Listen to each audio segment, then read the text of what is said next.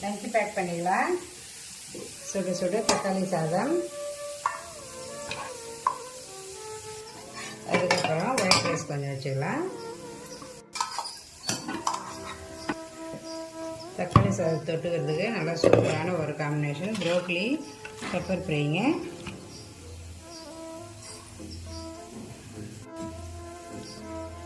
அதுக்கப்புறம் ஒயிட் ரைஸுக்கு கொஞ்சமாக ரசம் ஊற்றிக்கலாம்.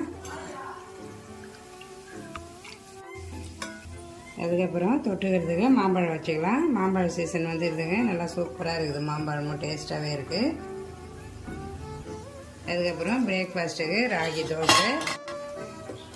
தோசைக்கு தொட்டுக்கிறதுக்கு தேங்காய் சட்னி ஊற்றிக்கலாம்.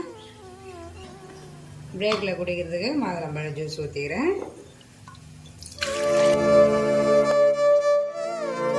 அப்புறம் லஞ்ச் பாக்ஸ் வீடியோ நாளைக்கு லஞ்ச் பாக்ஸ் வீடியோவில் பார்க்கலாம். பாய்.